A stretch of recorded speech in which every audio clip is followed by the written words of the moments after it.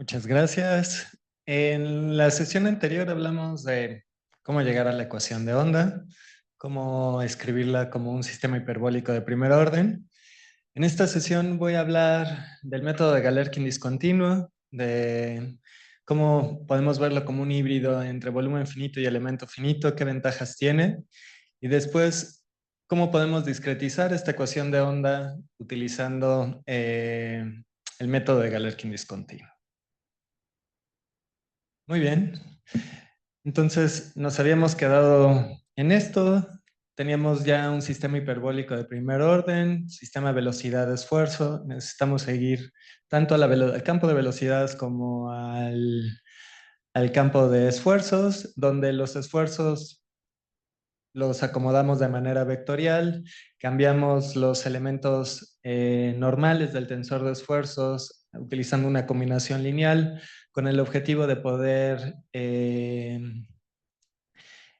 factorizar las propiedades del medio. Muy bien. De modo que ahora tanto las matrices n como para m, para toda t, para toda teta, van a ser independientes de x y t. Eran valores enteros. Entonces, este sistema hiperbólico nos va a servir para modelar la propagación de ondas en medios elásticos. Para trabajar en sismología nos interesa trabajar en medios heterogéneos, que incluyan la topografía, tratar de que sean los más realistas. Y bueno, desafortunadamente no tenemos soluciones analíticas, entonces tenemos que recurrir a métodos numéricos. Y existen una infinidad de métodos numéricos para resolver ecuaciones diferenciales parciales. Entonces, bueno, en mis cursos del CIMAT me tocó programar todos estos. Bueno, al menos diferencias finitas, volumen finito y elemento finito es algo como de cajón. Eh, Todos se diferencian en la manera en que son las representaciones discretas de los operadores diferenciales. No voy a hablar del método de diferencias finitas por cuestión de tiempo, pero bueno, ustedes saben por el mismo nombre, lo que estamos aproximando es la derivada. Existen distintas formas de elevar nuestra aproximación de la derivada. Con esto formamos un sistema de ecuaciones que al final podemos resolver. En todas las matemáticas aplicadas, lo único que sabemos hacer al final es resolver sistemas lineales de ecuaciones. Si es un problema no lineal, lo linealizamos, terminamos con problemas algebraicos. Este es el pan de cada día. Entonces me voy a enfocar más bien en volumen finito y también en elemento finito. También si estamos trabajando, esto generalmente estas aproximaciones las hacemos en espacio. Una vez que realizamos la aproximación en espacio, la integración en tiempo, podemos utilizar cualquier estrategia que queramos para resolver ecuaciones diferenciales ordinarias. Entonces, no, y eso depende mucho del problema que queramos resolver. Ahora, antes de trabajar con nuestro sistema hiperbólico vectorial de primer orden, pues vámonos a 1D. Vamos a trabajar con leyes de conservación escalar 1D. Como mencioné, seguramente muchos de ustedes han trabajado con leyes de conservación. Para modelar sistemas es de lo más común. Seguimos el momento, seguimos la energía, cualquier propiedad que queramos realizar balances y poderla seguir en un sistema. Terminamos con leyes de conservación.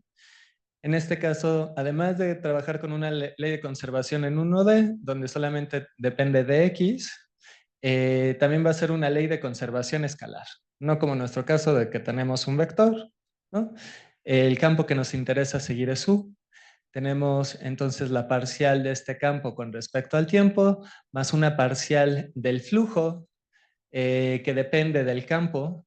Puede ser no lineal o lineal. Y del lado derecho tenemos una función de fuerza prescrita, algo que inyecta o que va a modificar la presencia de U. Además de nuestra ecuación diferencial, pues necesitamos contar con condiciones apropiadas, dado que estamos trabajando con una ecuación diferencial que tiene un término de tiempo, ¿no? La parcial del tiempo, necesitamos condiciones iniciales. Por tratarse de primer orden, pues nada más necesitamos la condición inicial del campo. Por ejemplo, si hubiéramos trabajado con ecuaciones hiperbólicas de segundo orden, donde manejamos segundas derivadas temporales, pues también necesitamos no solamente del campo, sino de la primera derivada. Necesitamos a su vez condiciones de frontera para poder modelar correctamente este campo. Ahora, ¿qué método numérico vamos a elegir? ¿No? Y entonces esta es la gran pregunta que siempre nos tenemos que hacer cuando queremos atacar un problema de modelación. Existen muchas alternativas y hay dos preguntas que me parecen muy importantes. ¿Cómo es que representa la solución U nuestra solución aproximada? ¿En qué sentido? Y otra es cómo satisface nuestra ecuación diferencial parcial. Cada método numérico lo va a responder estas de maneras diferentes. Incluso yo todavía pensaría en una más, eficiencia, ¿no? ¿Qué tipo de problema queremos resolver? Por ejemplo, históricamente, sismología, el método más utilizado a la fecha es diferencias finitas. Ni diferencias finitas, ni siquiera diferencias finitas muy sofisticadas. ¿A qué se debe?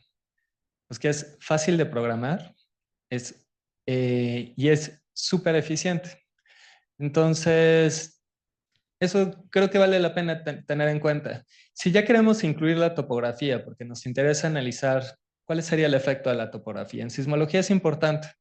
La misma topografía puede producir un efecto de resonancia. Ondas cuya longitud de onda sea menor a la topografía pueden quedar atrapadas y causar un efecto como de resonancia, ¿no? Entonces son efectos que vale la pena considerar. Además, si el medio es muy heterogéneo, es importante ver cuál sería la mejor forma de modelarlo considerando estos métodos. Vamos a trabajar como nos vamos a enfocar en el método de Galerkin discontinuo. Vamos a hablar principalmente del método de volumen finito y del método de elemento finito. De momento para esta ecuación 1D escalar, donde no tenemos problemas. Ok. Entonces, todos estos métodos, existen por supuesto otros métodos, ¿no? Estos métodos de los cuales estoy hablando son aquellos que requieren una malla. Hay métodos libres de malla, de funciones de base radial. En la UNAM, ¿cómo se llama? El doctor Pedro González Casanova ha trabajado mucho con funciones de base radial para resolver ecuaciones diferenciales parciales. Recientemente, probablemente muchos de ustedes están interesados en estrategias de inteligencia artificial, ¿no? Para también resolver ecuaciones diferenciales parciales. Creo que a los que nos interesan las aplicaciones, todavía eso está en pañales, está en desarrollo. No lo veo ahorita yo como una alternativa, pero definitivamente aquellos que su objetivo es desarrollar métodos numéricos está interesante. Lo que usualmente se trabajan con mallas con elementos sin traslape.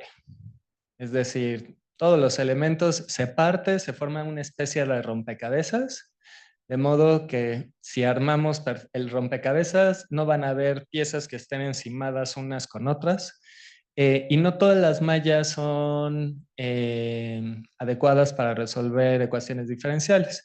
En 1D no hay problema, pero ya en 2D o 3D se tienen que cumplir ciertas condiciones de regularidad. Eh, Recuerdo mi clase de análisis numérico, con un problema variacional nos pedían construir una malla y construir una malla fue un dolor de cabeza. Pudimos sacar esa tarea, pero de cualquier forma ni siquiera era una malla con la que podíamos resolver ecuaciones diferenciales parciales sobre esta. Por eso, incluso nosotros que desarrollamos métodos numéricos para resolver, en este caso, la propagación de ondas, utilizamos malladores. GIF es uno de ellos. Utilizo yo Gmesh también, TedGen. Son sí, programas que nos permiten construir mallas y nos olvidamos de eso que es otro rollo, ¿no? Entonces, en este caso, la idea es elementos que no se traslapan, en uno de son segmentos, ¿no? Partimos una línea en segmentos donde el elemento dk está formado por los puntos xk-1 como límite inferior y xk, perdón, menos un medio y xk más un medio. Y así todos los elementos van a tener sus elementos de frontera. Eh, el punto medio del elemento corresponde al xk y para volumen finito es importante, bueno, considerar esta notación. Entonces, si insertamos las soluciones promedio en la ley de conservación 1D, podríamos evaluar después el residuo. Entonces, nos fijamos en un elemento, no trabajamos con el campo que desconocemos y vamos a decir, vamos a utilizar el valor promedio. En ese caso, como aquí lo muestro, en lugar de tener a todo el campo, a la forma del campo, agarramos el promedio y vamos a trabajar únicamente con el promedio. Eh, y por supuesto va a haber un residual. Estamos realizando una aproximación del campo, ¿no? La pregunta sería, bueno, pues, ¿en qué sentido el método de volumen infinito va a satisfacer esta ecuación diferencial parcial? Lo que pide el método de volumen infinito es que el promedio del residual de cada celda sea igual a 0. Si lo hacemos, entonces tendríamos el siguiente esquema. Esto es bastante fácil de hacer. ¿Qué es lo que hacemos?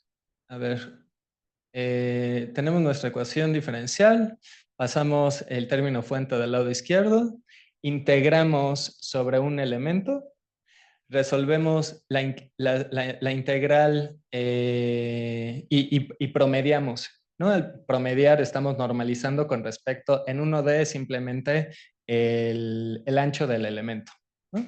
Entonces tendríamos la integral sobre el elemento y multiplicado por 1 entre el tamaño del elemento. La primera, metemos la integral dentro del diferencial y aquí tendríamos el promedio, aquí también tendríamos como el promedio y aquí lo que hacemos es aplicamos el teorema de la divergencia. Esto sería la divergencia en 1D. Aplicamos el teorema de la divergencia y lo que tendríamos sería la evaluación del flujo en los límites. Multiplicados por el vector normal, pero el vector normal en 1D es o 1 o menos 1, ¿no?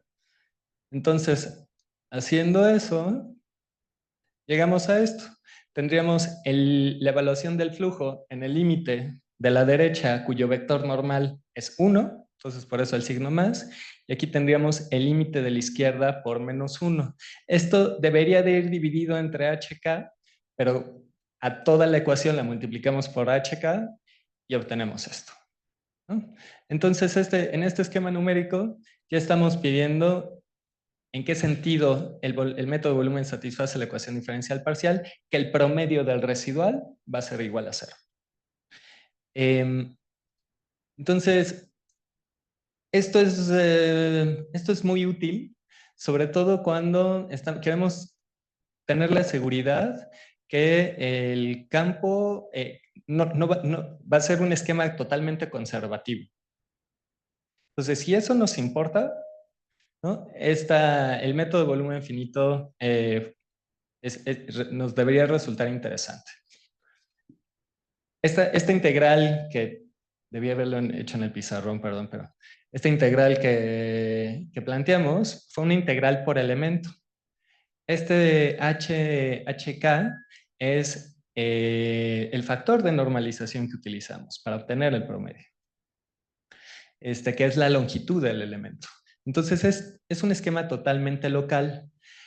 No necesitamos imponer ninguna condición en la estructura de la malla, ¿no? Podemos tener elementos de distintos tamaños, segmentos de distintos tamaños, no hay una restricción. Con diferencias finitas, pues hay que tener cuidado, ¿no? O sea, sí, de manera convencional necesitamos que todos los elementos tengan el mismo tamaño para que nuestro stencil de la derivada funcione bien. Si no, sí podemos hacer modificaciones para considerar eso, pero para volumen infinito no utilizamos, no hay ninguna restricción. Entonces, el término relacionado con el flujo se reduce a términos en la superficie. Es decir, en 1D es en los límites, ¿no? del elemento, nada más. Como las incógnitas corresponden a los promedios en la celda, entonces la evaluación de este flujo no es directa. ¿Por qué? Porque la evaluación del flujo es en los límites. Y en los límites, pues, o agarro el valor, ¿no? Para evaluarlo de qué elemento. ¿Cómo hacemos esa reconstrucción? Una solución muy simple que podríamos hacer para resolver el problema de la reconstrucción. Entonces, para volumen infinito, primero necesitamos reconstruir la solución en la frontera para después evaluar el flujo. Esa reconstrucción hay muchas estrategias y la más simple, pensando en que estamos trabajando con elementos que tienen el mismo tamaño, pues sería, pues agarro el promedio, ¿no? Justo en la frontera, agarro el promedio del campo y entonces ya la evaluación del flujo la hago con el promedio. Y de manera similar para el otro flujo, nada más que el promedio sería entre K y K-1.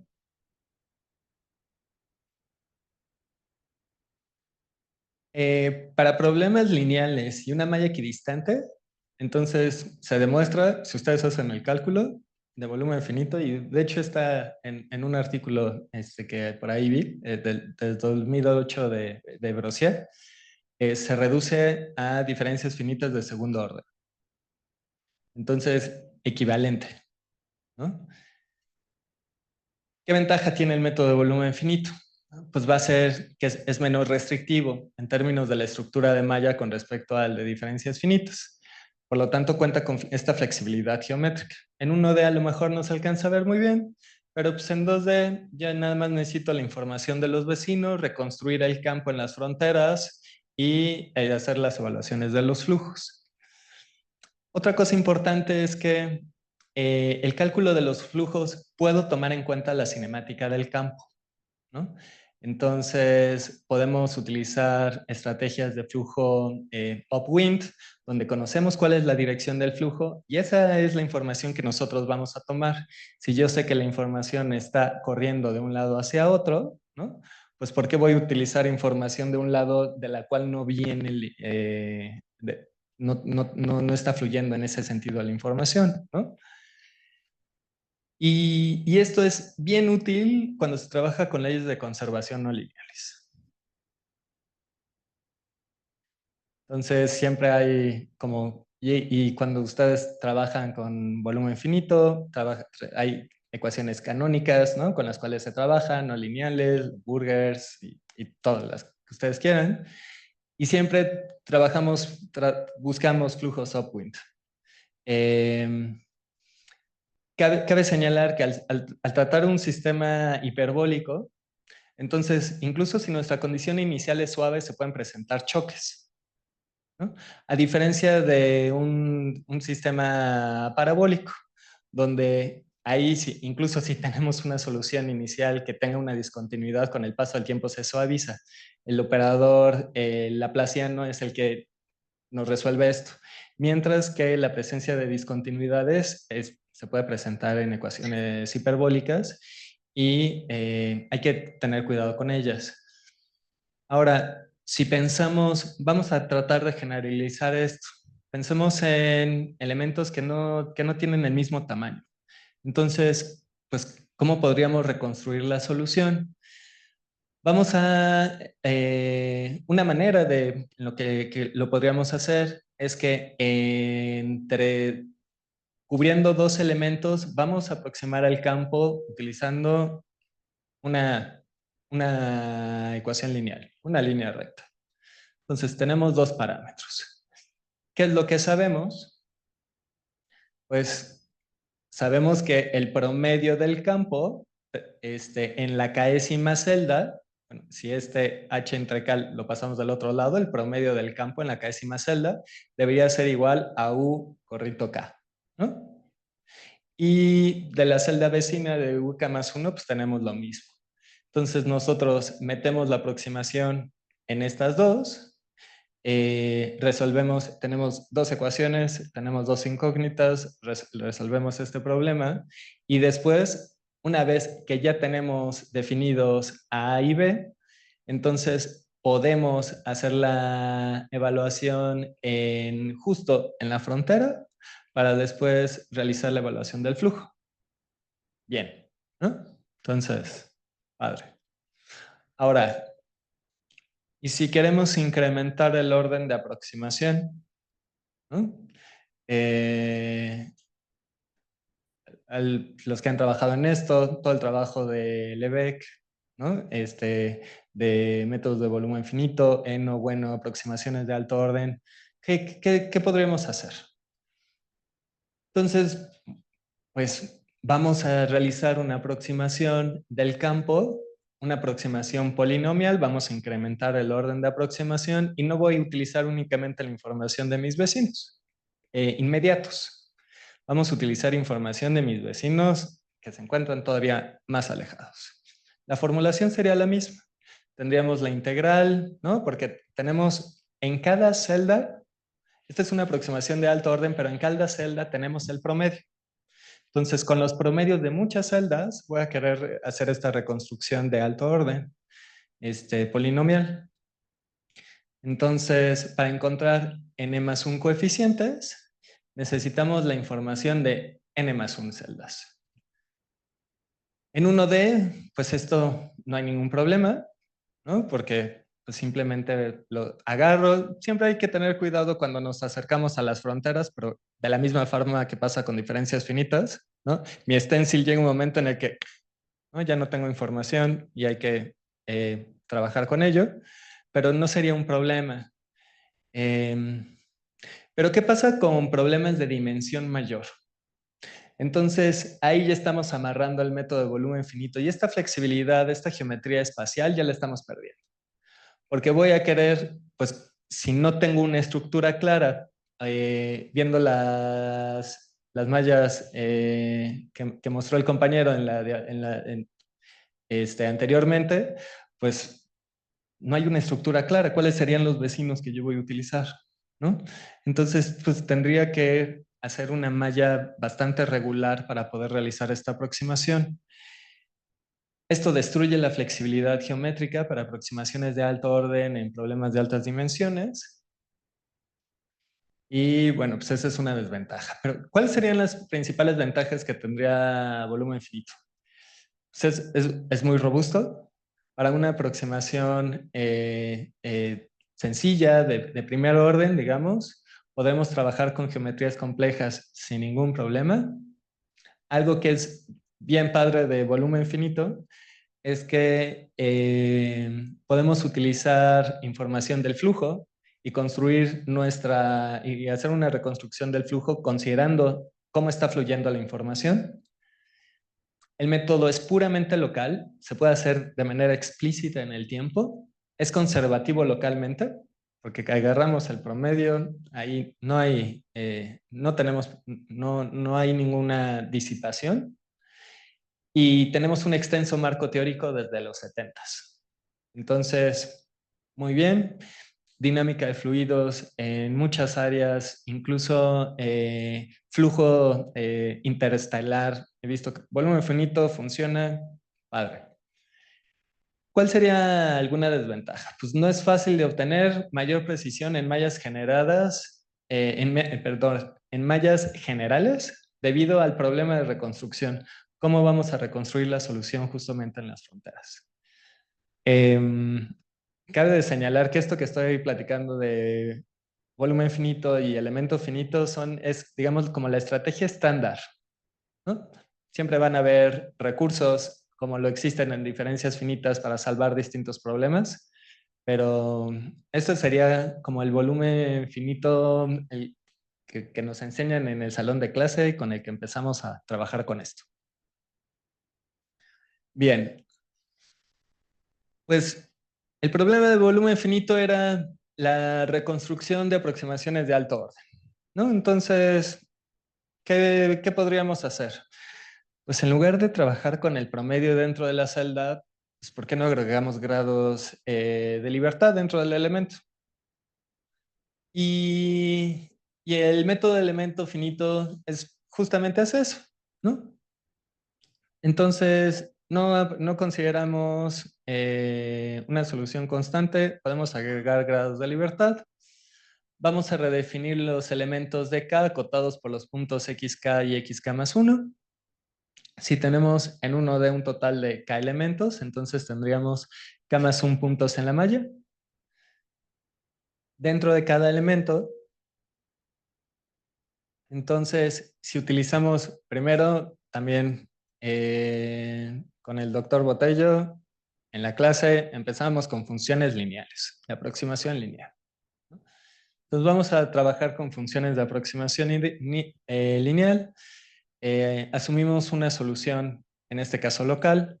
Dentro del elemento, la solución aproximada sería igual a una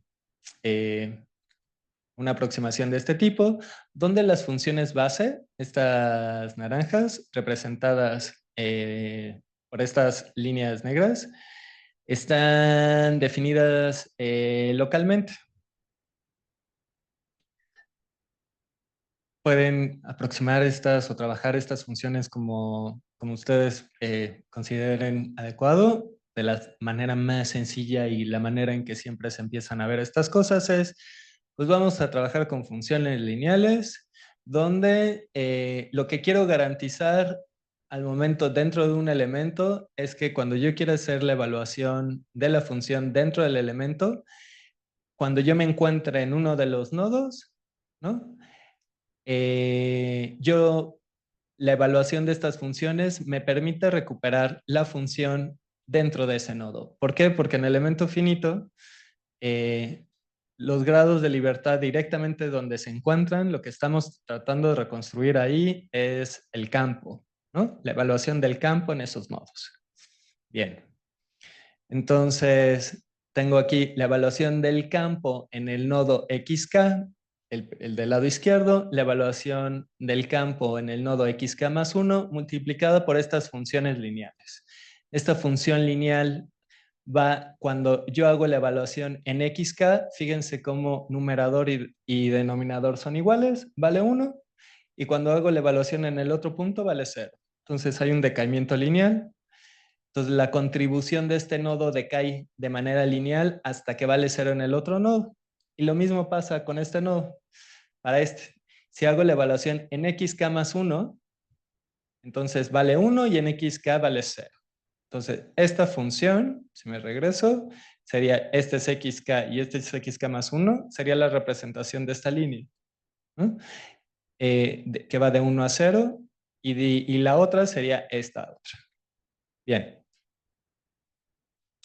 Eh, Son simples polinomios de Lagrange lineales que podemos generalizar en 1D y escribirlos de manera compacta, elegante, ¿no? Con esta formulita. Perfecto. Entonces, la reconstrucción de la solución en el elemento la podemos hacer con estos polinomios de Lagrange lineales. Ahora, con para este modelo por elementos, cada elemento va a compartir nodos con sus elementos vecinos. El nodo que se encuentra dentro de un extremo lo va a compartir pues, el elemento que también tiene ese nodo, ¿no? Y la representación local que habíamos hecho antes la podemos hacer de manera global. Sé que esta no es la forma como lo enseñan o lo enseñó el doctor Botello acá en el CIMAT, o al menos no como me lo enseñó a mí, eh, pero a veces se presenta forma global y después vemos la manera local. Entonces esta sería la representación global. Para todos los elementos tenemos nuestras funciones forma que tienen la característica que cuando hacemos la evaluación en un nodo de soporte, pues ahí vale 1, representado por esta delta de Kronecker, y para las funciones base. Y las incógnitas, pues va a ser la evaluación del campo justamente en los nodos de soporte. ¿Qué forma tendrían estas? Son estas funciones, ¿no? Estas funciones triángulo, que las vemos ya como de manera global. Lo que me indican es, y es justo lo que queremos, cuando estamos haciendo la evaluación en este nodo, la influencia va a decaer de manera lineal hasta que encontramos los límites de los nodos contiguos. Ahora, de la misma forma en que nos preguntamos de qué manera, en qué sentido el método de volumen finito satisfacía nuestra ecuación diferencial y pedíamos, pues el promedio del residual tendría que ser igual a 0. ¿Cómo lo hace el método de elemento finito? Pues lo que hace es, lo proyectamos un espacio.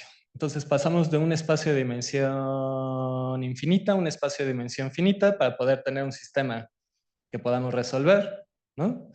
Esta proyección la hacemos sobre un espacio que llamamos funciones prueba, VH, y lo que pedimos es que el residual sea ortogonal. Aquí tenemos el producto interior del residual con un elemento de estas funciones prueba y pedimos que este sea igual a 0 para todas las funciones prueba. Entonces, en este espacio de dimensión finita nos aseguramos que el residual es igual a 0.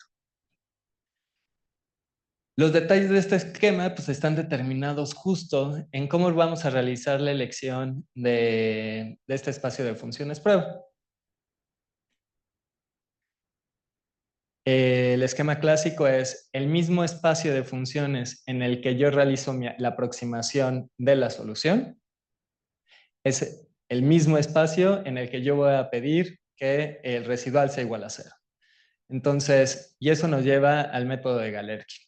No necesariamente, y este es como el método de elemento finito que más comúnmente se utiliza y al menos el primero que nosotros aprendemos, pero no necesariamente esto se tiene que hacer. Existen otros métodos que lo que buscan es, existe un espacio de funciones óptimo en el cual al momento de proyectar mi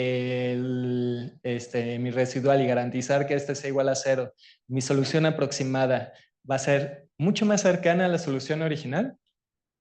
No lo vamos a ver hoy, pero es una muy buena pregunta y hay muchos trabajos al respecto y mucha teoría que se ha desarrollado. Entonces, este espacio de funciones prueba podemos claramente verlo como una combinación lineal de nuestras funciones globales, y entonces los residuales dentro de todo el dominio, la proyección del residual a estas funciones, que fueron las que utilizamos para la aproximación global, tendría que ser igual a 0. Y esto es el método de Galerkin y método de elemento finito. Entonces, introduciendo estas representaciones globales, llegamos a cosas de este tipo. Aquí lo estoy viendo ya la matriz global. Sé que en la práctica lo que ustedes hacen es, pues trabajan elemento con elemento, trabajan con una matriz de manera local y después la van ensamblando en una matriz global. Esta es una manera como rápida de introducir la teoría pero la estrategia que ustedes quieren seguir no está peleada con esto, es lo único. Entonces, aparecen algunas matrices que seguramente los que ya llevaron elemento finito, pues está la matriz de masa, ¿no? Que los elementos de la matriz de masa tienen los productos de los productos interiores de estas funciones, base, la matriz de rigidez global, que involucra también el producto interior, pero de la función base por alguna de sus derivadas. Y el vector UH es un vector de incógnitas, es nuestro vector de incógnitas, y este vector de incógnitas es el valor del campo en cada uno de los nodos de soporte. que serían, en este caso, 1D, sería la función, ¿no?, evaluada justamente en esas posiciones. Tendríamos vectores de flujo nodales, las evaluaciones de los flujos, pero aquí no hay ningún problema porque estamos reconstruyendo a toda la... O sea, con elemento finito podemos evaluar a la función donde nosotros queramos y en particular tenemos la solución del campo en las fronteras y el vector de fuerzas. Entonces, esta es lo que ustedes tendrían que resolver si quieren trabajar con elemento finito. ¿Qué desventaja es, bueno, que el requerimiento del residual sea ortogonal a un conjunto de funciones prueba globales? Pero bueno, en realidad eso es parte del método. No lo veo como tan desventaja. Pero bueno, esto hace que el esquema semidiscreto sea implícito. Debido a que a la matriz de masa tiene que ser invertida. Si me regreso y vemos el sistema de ecuaciones que tenemos en elemento finito, tenemos a la matriz de masa multiplicando la derivada temporal. Y a esta, después tenemos que aproximarla de alguna forma. Y para poder avanzar en el tiempo necesitamos invertir la matriz de masa. En problemas muy grandes, ¿no?, invertir esa matriz es complicado. De hecho, en problemas muy grandes, ni siquiera se arma, ¿no? Existen estrategias para hacer esto haciendo cómputo en paralelo, donde on the fly, ¿no?, se van realizando los productos y entre los procesadores se envían a todo a un nodo maestro que va armando todos y va recibiendo todos los productos y así va. No se requiere la construcción como tal. Pero bueno, esta sería una desventaja, ¿no? Otro detalle está relacionado con la estructura de la base simétrica. Esto, por eso funciona muy bien para la ecuación elíptica, para ecuaciones parabólicas, donde tenemos un proceso de difusión. Elemento finito, creo que es de las... funciona muy bien, ¿no? Realmente funciona muy bien. Para elasticidad, aquí estamos viendo elasticidad dinámica, ¿no? Para elasticidad de elemento finito, para estructuras, no hay ningún problema. Pero en problemas donde leyes de conservación, donde tenemos información que va fluyendo en cierta dirección, direcciones preferenciales de flujo, esta estructura que está equilibrada, simétrica, lo veíamos como nuestras funciones chapeau, ¿no?, como de sombrerito, son perfectamente simétricas. Y entonces no nos permite modelar o introducir tan fácilmente estas dinámicas. Como les digo, hay estrategias, ¿no? Yo les estoy platicando, esta es como la teoría base. Entonces, método de diferencias finitas y el método de volumen finito sí pueden salvar este tipo de problemas utilizando estrategias upwind. Para elemento finito no resulta tan sencillo, ¿no?, poder meter información de flujo. Entonces, ¿cuáles serían las principales ventajas que tendríamos? Pues es robusto. Podemos tener aproximaciones de alto orden que pueden utilizarse en geometrías complejas. Si queremos incrementar el orden de aproximación, metemos más nodos dentro del elemento. Y en lugar de tener funciones lineales, también van a ser polinomios de Lagrange que van a ser polinomios, ¿no? Entonces vamos a tener aproximaciones dentro del elemento de alto orden. Ahí no hay ninguna dificultad.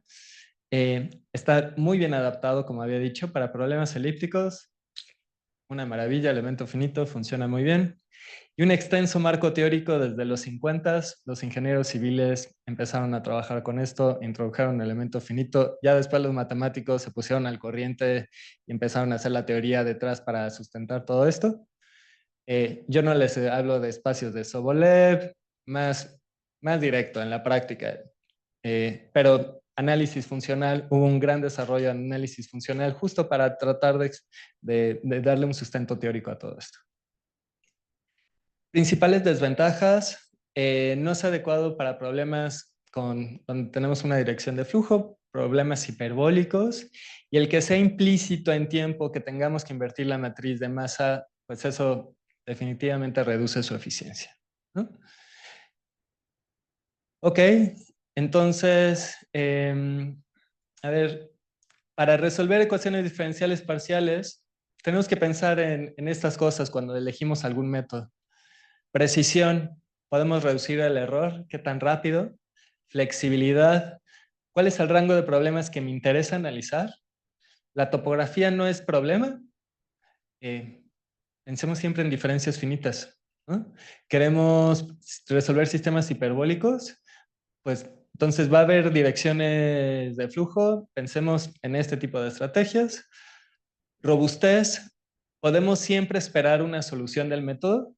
Puede ser que las matrices con las que estemos trabajando en algún momento su número de condicionamiento sea muy malo, ¿no? Hay métodos que funcionan muy bien, pero para cuando empezamos a aumentar los grados de libertad o el orden, pues podemos empezar a tener problemas numéricos. Y eficiencia, pues cuánto tardaría en calcularse la solución. Eh, todo, y esto es como, depende, ¿no? Yo soy de la idea de, si en una semana de trabajo la computadora me va a dar una solución, yo, y es la solución que quiero, no hay problema, ¿no? Una semana. Si es más de una semana, pero hay personas que es de, ¿no? 3 días, ¿ok? Entonces habrá que buscar otras estrategias. Es muy difícil obtener todas estas prioridades. Es necesario, todas estas propiedades, es necesario establecer prioridades y eso también depende de cada quien. Yo, como en esta escuela, como mi consejo es, aprendan de todo y busquen qué es lo que la gente ha trabajado con cierto y vean, evalúen, ¿no? ¿Resulta práctico? ¿Es eficiente para mí? ¿Me conviene? O a lo mejor lo puedo hacer de manera más sencilla. Lo que está haciendo es, está tratando de matar una mosca con un cañón. Eso muchas veces lo vemos en problemas de matemáticos que hacen cosas numéricas, que se dedican y que resuelven una ecuación que digo, ay, pero esta la pudieron haber resuelto bien fácil. La cosa es que gracias a ellos también después se pueden atacar otro tipo de problemas, ¿no? Algunos matemáticos, claro.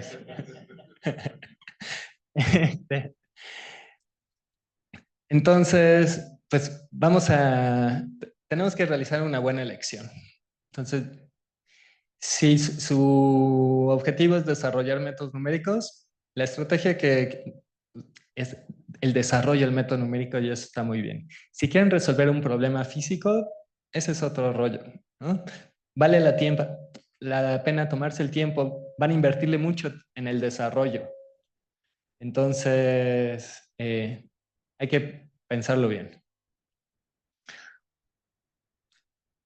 ¿Qué propiedades? Entonces, como resumen, volumen finito, podemos trabajar con geometrías complejas, precisiones de alto orden no es tan sencillo, tenemos una forma semidiscreta explícita, sí, podemos trabajar bien con leyes de conservación, no tanto para problemas elípticos.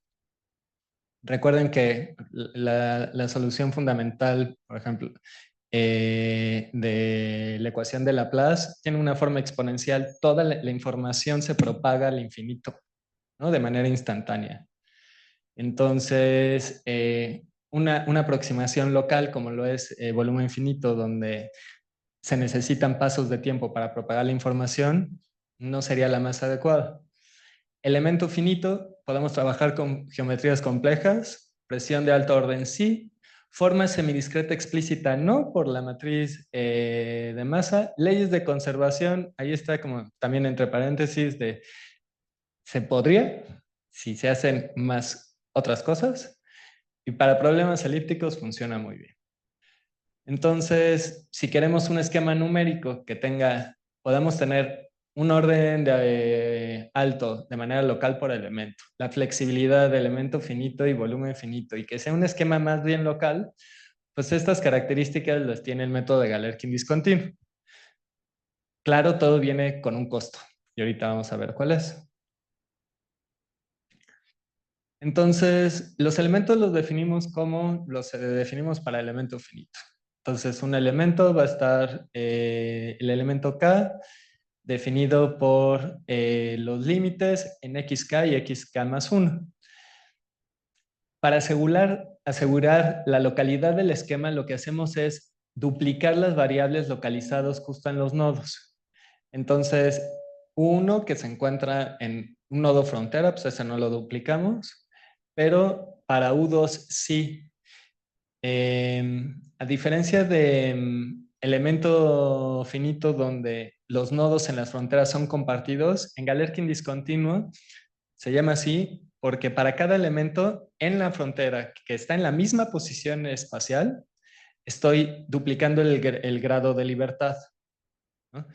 Y entonces, por eso es discontinuo y eso implica duplicar un chorro de...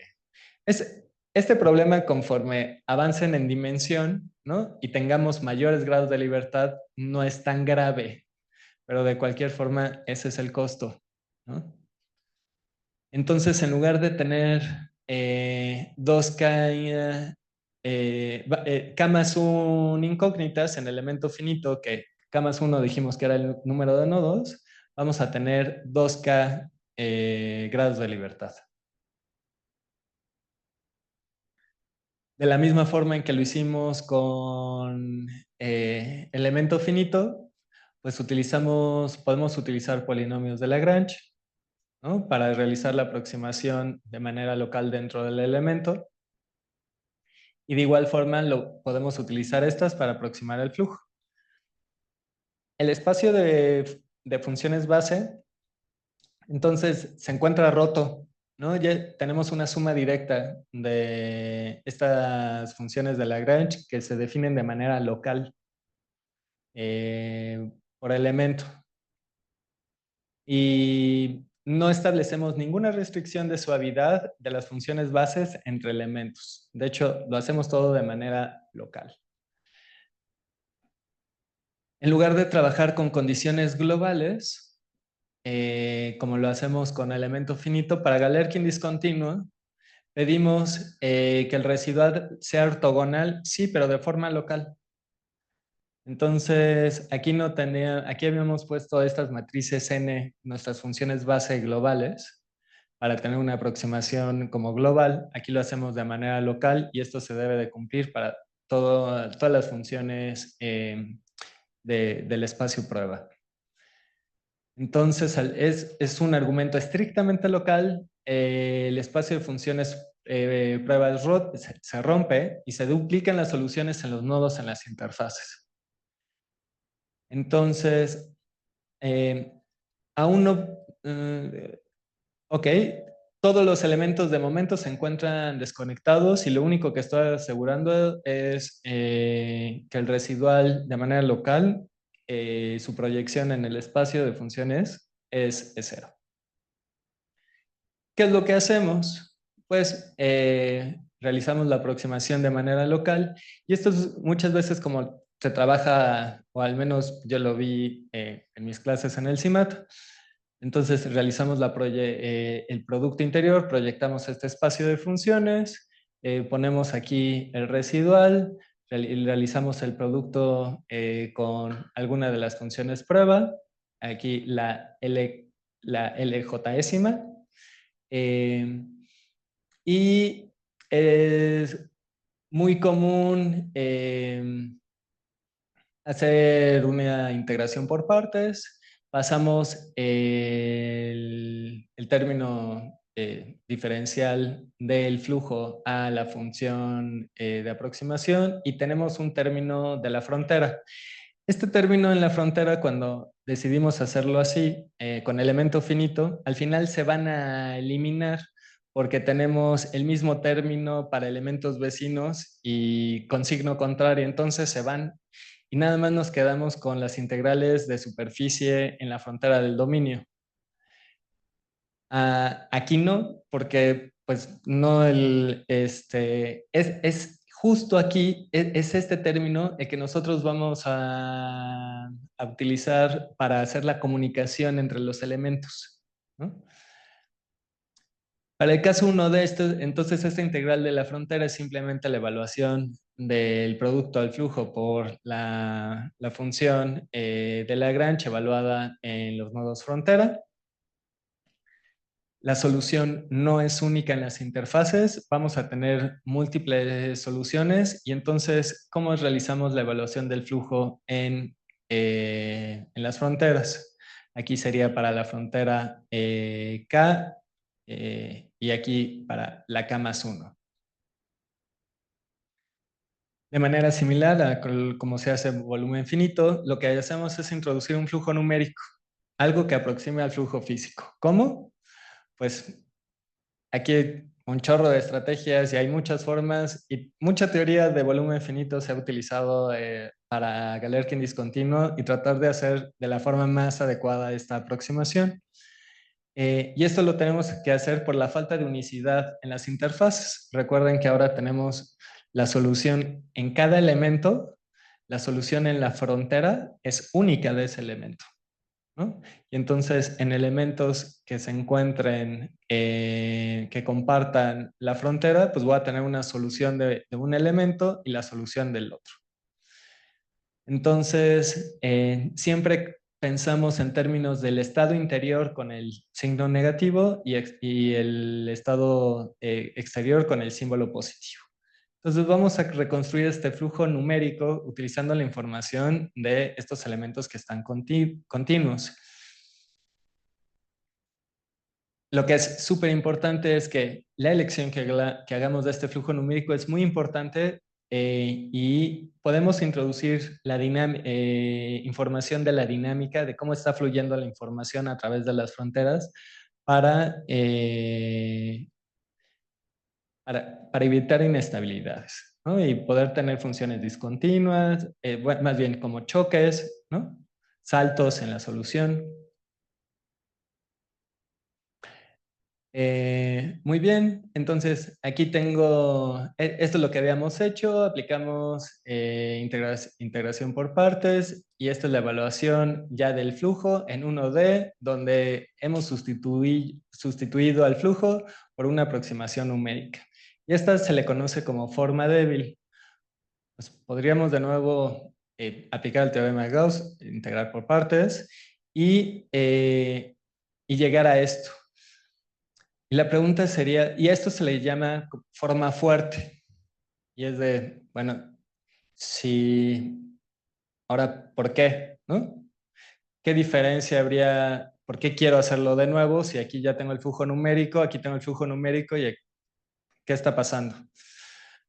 Pues lo que pasa es que el espacio de funciones prueba, como les dije, no necesariamente tiene que ser el mismo espacio de funciones base con el que estamos realizando la interpolación.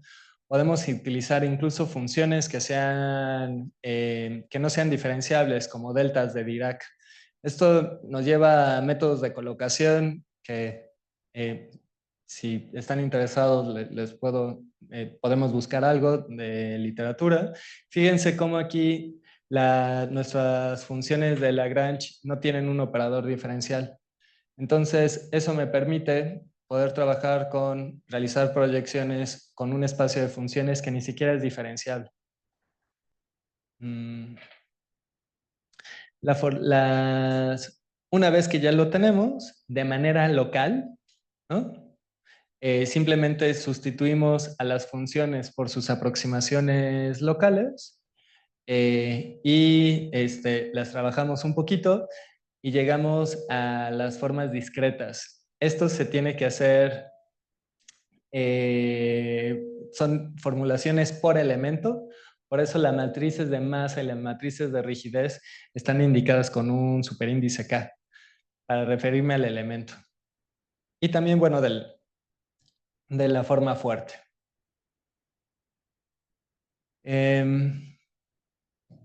Ok. Entonces vamos a tener nuestros vectores de incógnitas, de flujos, de fuerzas, y Una tienen pregunta, componentes por cada Josué. nodo. Una pregunta. En Sí, la forma fuerte, sí. la, tienes el F estrella que fue numérico, pero el otro no lo es. ¿Dónde está lo sutil ahí? El F K sub H X K más uno también es un valor en la frontera, pero es un flujo numérico. Sí. Justo la elección de cómo hacer esto depende de método a método. No hay una forma, según yo, estándar. Yo jamás he trabajado con la forma fuerte, siempre he trabajado con la forma débil, entonces sí, no tendría certeza. Mm.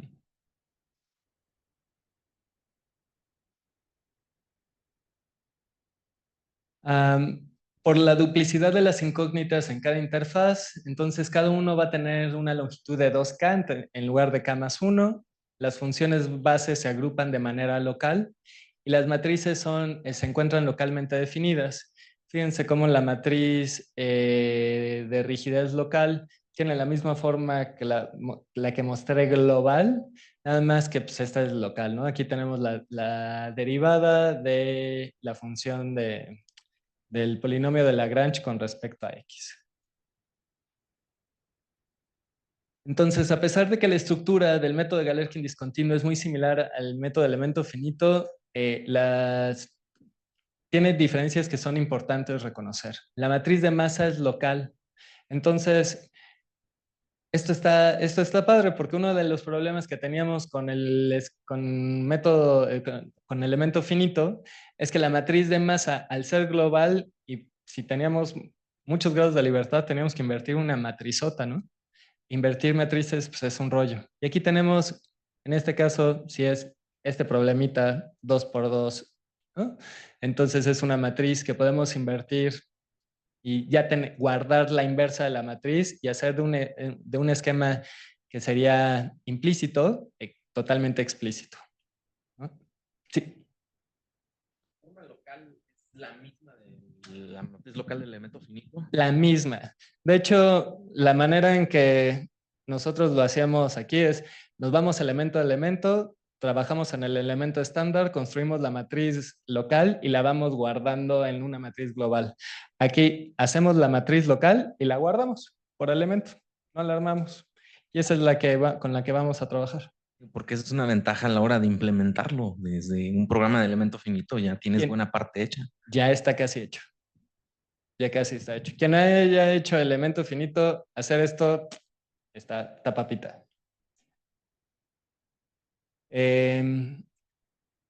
Entonces, hay que tener cuidado con el flujo.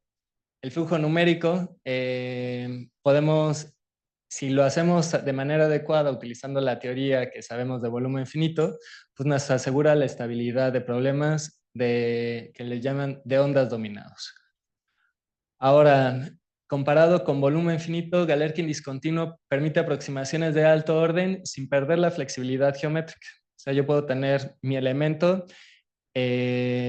con una aproximación de un orden muy grande y mis vecinos, lo único que necesito es información de los vecinos, pero no de mis vecinos inmediatos. No necesito todavía más lejos para tener una aproximación alta. Yo la elijo por elemento.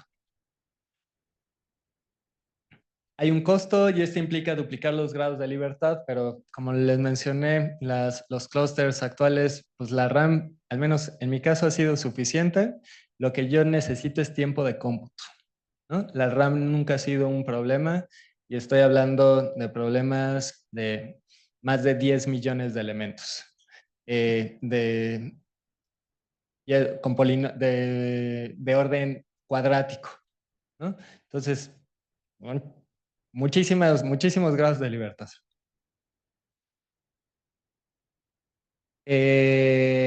Pues entonces, el método de Galerkin discontinuo cumple con todos los que habíamos visto, excepto para casos elípticos. Para casos elípticos, de cualquier forma, sigue siendo una aproximación local. Existen estrategias para poder trabajar este tipo de problemas, trabajos muy bonitos para tratar de modificar Galerkin discontinuo para trabajar con problemas elípticos, pero para mí no vale la pena. Hagamos elemento finito.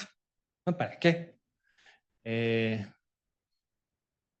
Nos permite modelar discontinuidades del campo. De hecho, yo agarré Galerkin discontinuo porque yo quería modelar la dinámica, la ruptura sísmica en un problema hiperbólico, ¿no?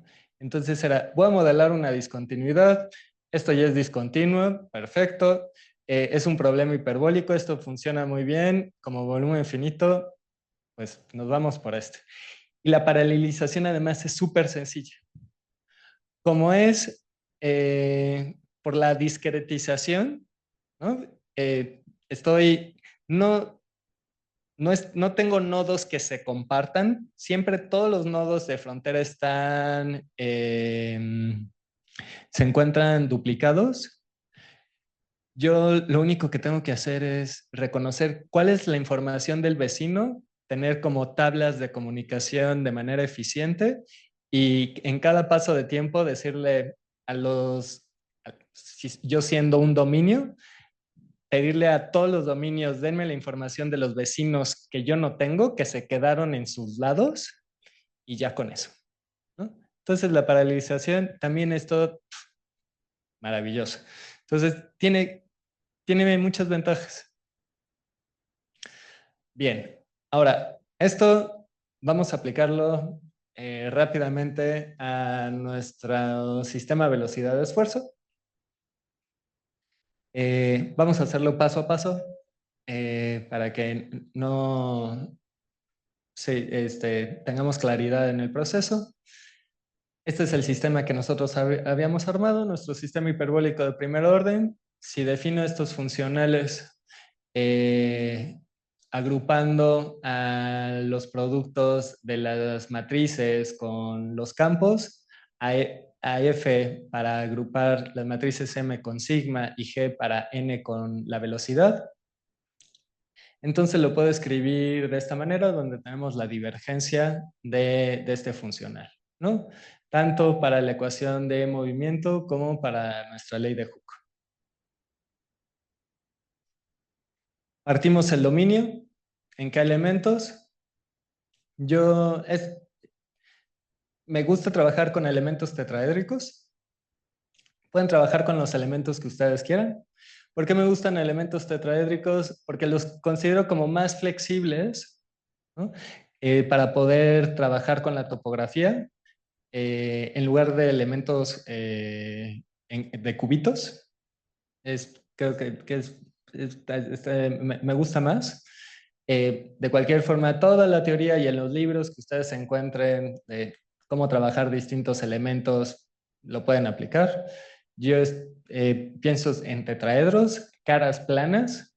También el utilizar, por ejemplo, ¿no? Tetraedros que son curvos, creo que pueden dificultar un poco la teoría y lo que se gana, al menos en mi caso, es cero, ¿no? Entonces yo considero tetraedros de caras planas. El espacio de funciones, polinomios de Lagrange, nodos de soporte locales, la suma directa de una base polinomial que depende del késimo elemento en el que estemos trabajando. Ahora, estamos trabajando con un campo vectorial, no con un campo escalar como lo teníamos antes. Entonces vale la pena pensar en cómo poner todas estas funciones, acomodarlas para que sea después más fácil manipularlas. Entonces los polinomios de Lagrange del jésimo grado de libertad, del iésimo elemento, entonces los podemos acomodar así para un campo en R3, como sería la velocidad. De modo que tenemos es una matriz que en los elementos de la diagonal tiene las funciones los polinomios de Lagrange como 1D, tal que podemos aproximar los campos de velocidad y esfuerzo dentro del elemento utilizando este tipo de notación. Y es dentro del iésimo elemento lo puedo aproximar utilizando el campo de velocidades que se encuentra en los nodos de soporte.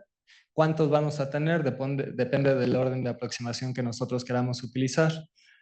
Y lo mismo hacemos con con el vector de esfuerzos. Proyectamos de manera local dentro del iésimo elemento con nuestras funciones es Galerkin, ¿no? El espacio de funciones con el que interpolamos es el mismo de funciones prueba en el que realizamos la proyección. Y esto lo hacemos para una dimensión elegida, dada, y con un poquito de cálculo vectorial y el teorema de la divergencia, es nada más desempolvar nuestros libros de cálculo vectorial. Aquí tenemos el doble producto interior o contracción, ¿no? Entre mi operador f, ¿no? Este funcional f y el gradiente de phi, pero este también es una matriz, ¿no? Y aquí, al momento de aplicar también el teorema de la divergencia, pues aparece un término de la frontera. Bien, y este es en donde vamos a, donde vamos a trabajar el flujo. Ahora, vamos a trabajar término a término. Vamos a empezar con este. Y vamos a ir viendo, a lo mejor no todos, pero algunos de ellos los voy a hacer con mucho cuidado para que puedan seguirme. Entonces, tenemos asumimos primero una de las dimensiones, digamos X, entonces sustituimos a X para tener una función en particular. Asumo que la densidad es constante dentro del elemento. Podríamos dejarla, pero también con el fin de hacer las cosas como más eficientes y más rápidas en términos de cómputo, y dado que no cambia tanto la densidad y no necesito realizar una aproximación local dentro de los elementos, la asumo constante. ¿Qué limitación voy a tener? Que va a ser constante por elemento, ¿no? Entonces, pero es un precio que puedo pagar para mi aplicación. Si no, ustedes la tendrían que dejar ahí y de la manera en que se hace, se utilizan las mismas funciones de interpolación para aproximar a la densidad. Es bastante común. Metemos la aproximación del término de velocidad con nuestras funciones de aproximación. Reescribimos este término, es un vector de esta forma. Al asumir que θ es igual a x, es un vector de R3 donde el primer elemento es en donde tenemos a la función de interpolación. Realizamos los productos y me queda de esta manera. Con este subíndice me refiero es al primer elemento el primer renglón de I3, la matriz de identidad I3.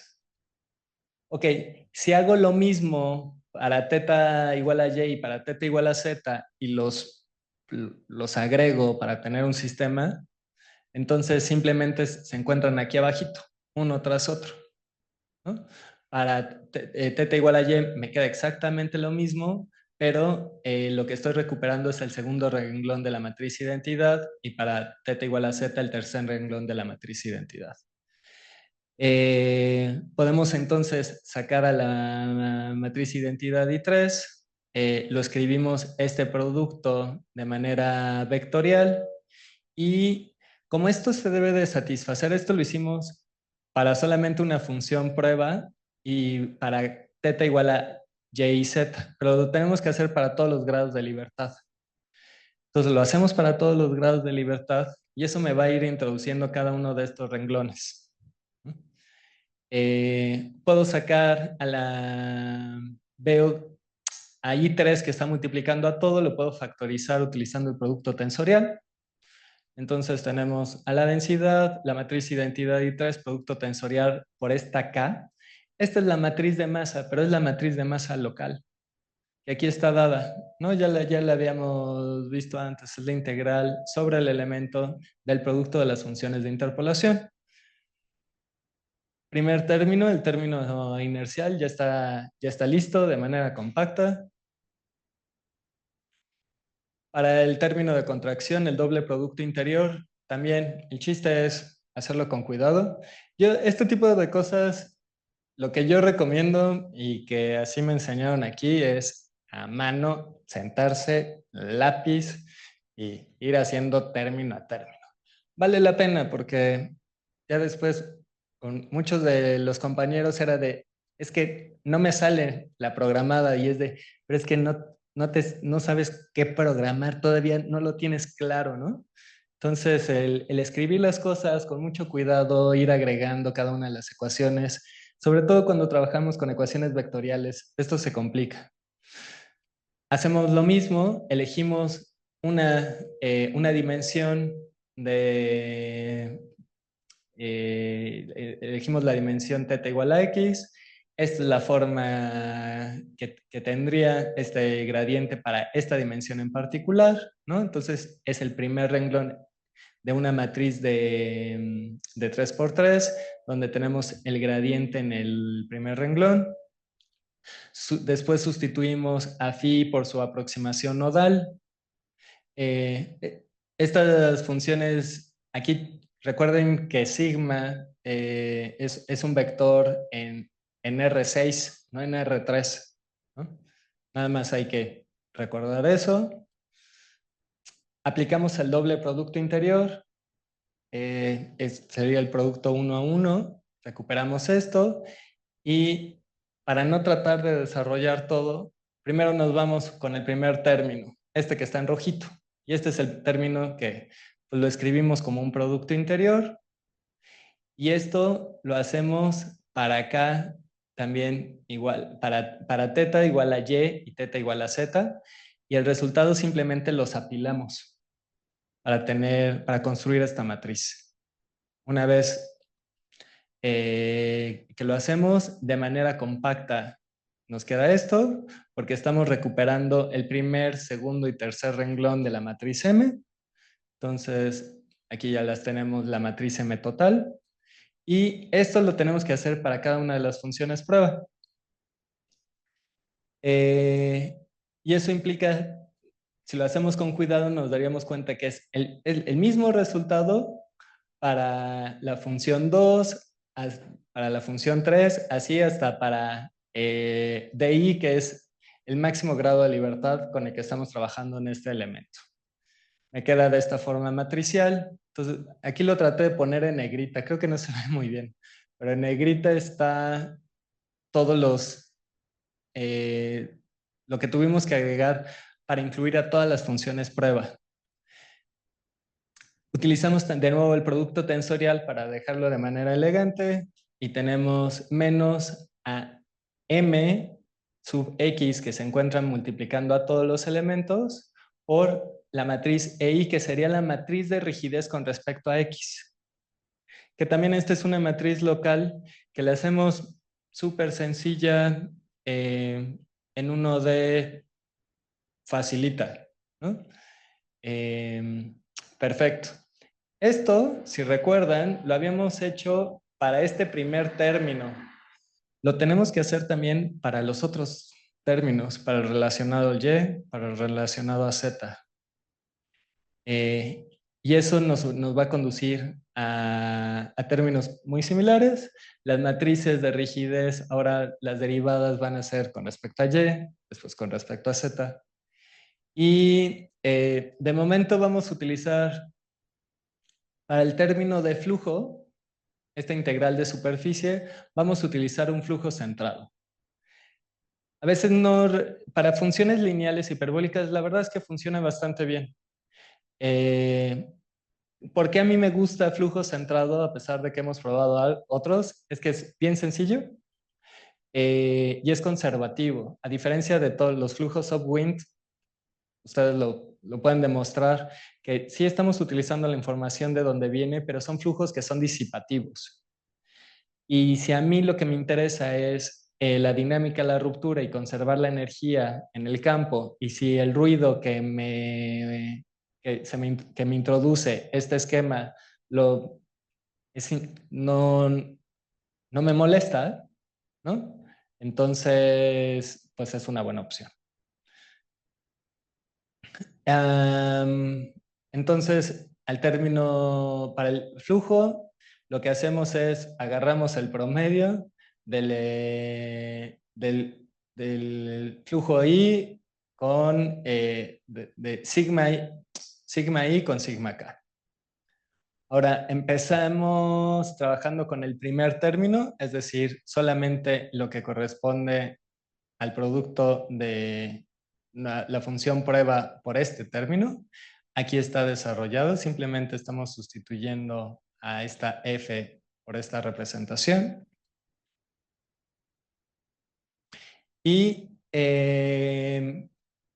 con θ igual a x ya lo ponemos de manera vectorial, es diferente a 0 el primer término.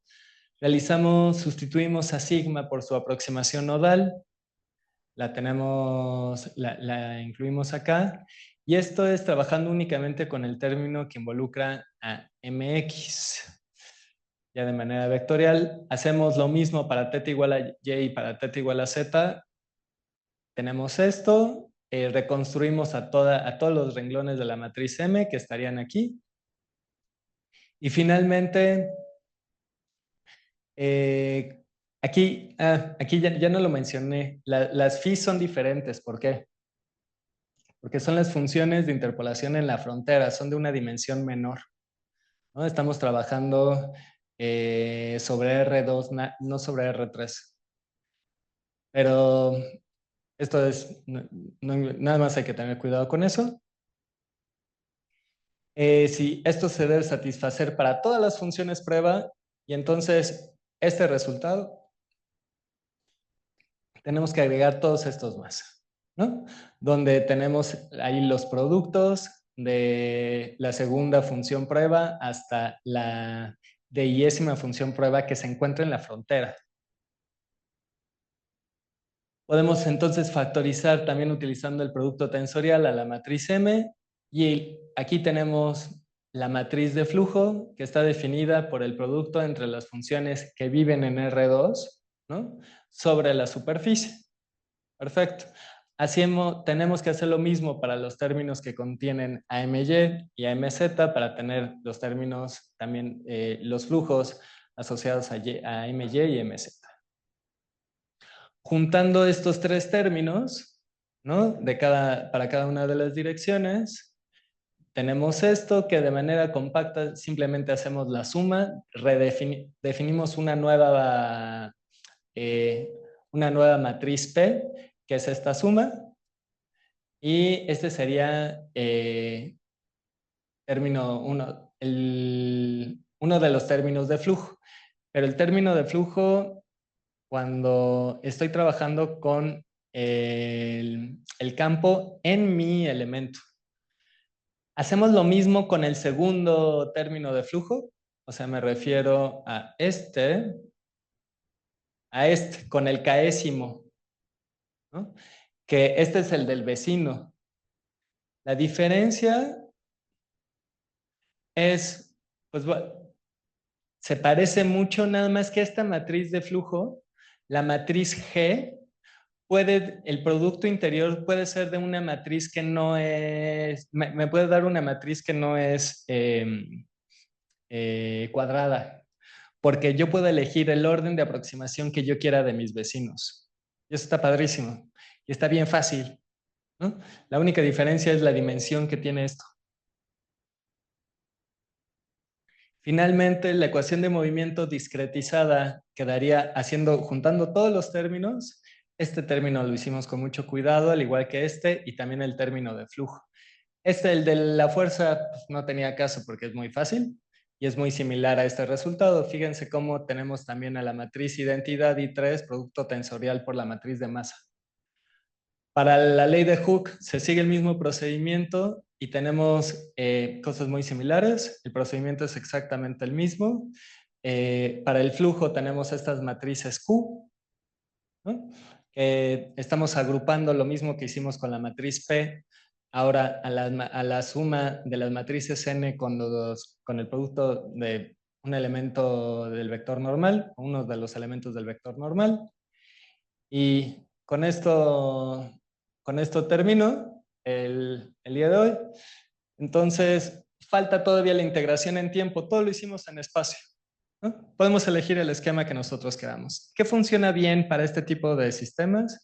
Sistemas tipo Leapfrog, donde estamos actualizando, en medio pasito de tiempo actualizamos las velocidades, en medio paso de tiempo actualizamos los esfuerzos. Esto funciona muy bien. Es una aproximación de segundo orden, donde para actualizar las velocidades necesito haber calculado, bueno, necesito las velocidades del paso anterior, todo un paso anterior y medio paso atrás los esfuerzos. Y de manera análoga para los esfuerzos, ¿no? La teoría de esto, en realidad, la formulación me basé en el artículo de Tien, viene esto, pero todo el desarrollo, ese se los puse aquí para compartirlo. Sé que no está fácil seguirlo y yo les recomiendo que lo hagan, pero las diapositivas se las puedo compartir si después ustedes lo quieren hacer con calma. Van a ver que las cosas van a ir saliendo y al final el método numérico es muy fácil de implementar, ¿no? Y como ven, está bien limpio, ¿no? Esto es, cuando ustedes, no sé si han visto las fórmulas de diferencias finitas de cuarto orden, que sería como algo análogo a esto. Son 2 páginas de puras ecuaciones enormes, difíciles. Y esto es como limpio, elegante, fácil de ver. Muchas gracias.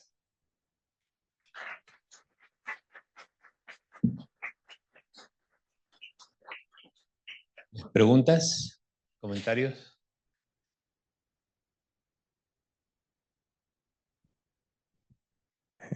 Sí, gracias por su presentación. Yo tengo una pregunta. Ya ve que comparó volúmenes finitos con elemento finito. Argumentaba que hay maneras para atacar en ecuaciones hiperbólicas.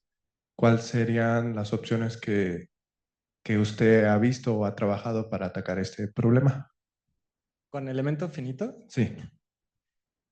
Sí, sé que se introducen algunos términos, hay inestabilidades que se generan justo por esta dirección de flujo cuando las funciones de aproximación son simétricas.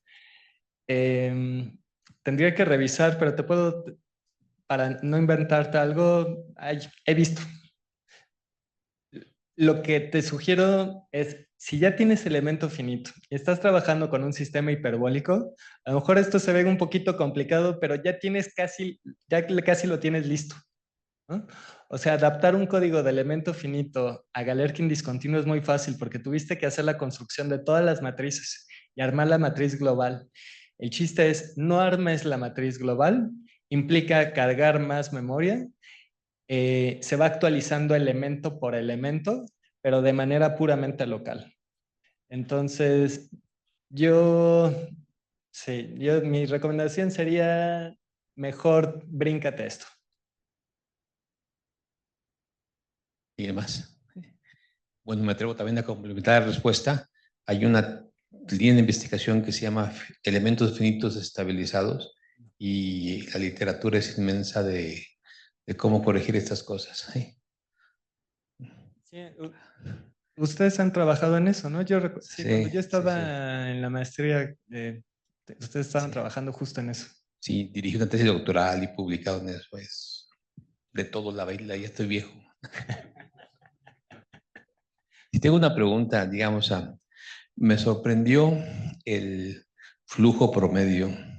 Pues si tú agarras la ecuación de elección, la que resolvió Domínguez Mota el miércoles de una variable, diferencias finitas, centrales, volumen infinito, flujo promedio, te da el mismo, es el mismo esquema y es inestable, ¿sí?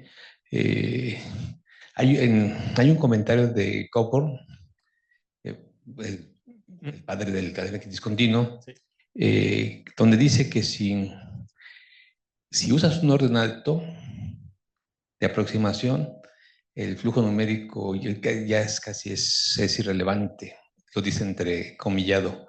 Y en este caso veo que esta es una ecuación lineal, estás usando segundo orden en el espacio, quizá eso corrige el problema que puede ocasionar la dirección de flujo. Puede ser. La verdad es que probamos con, o sea, probamos con varios flujos. En casos canónicos, siempre empezando en 1D, jugando a ver qué cosas salían, entendiendo cómo funcionaba todo. Y el esquema centrado funcionaba bastante bien también. Y como era conservativo de la energía y nosotros era algo que queríamos poner particular atención, entonces decidimos quedarnos con ese y ya no exploramos más. Pero yo no sabía eso que había comentado Cockburn. En un par de los artículos donde hace esa anotación. ¿Bien? ¿Alguien tiene otro comentario? Deja ver aquí en el chat, que a veces se me olvida. No, bueno, entonces, muchas gracias por la segunda sesión. Gracias.